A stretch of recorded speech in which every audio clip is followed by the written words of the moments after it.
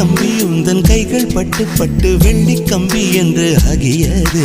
கம்பஞ்சக்கை உந்தன் கண்கள் தொட்டு தொட்டு தங்கச்சிற்பம் என்று மாறியது.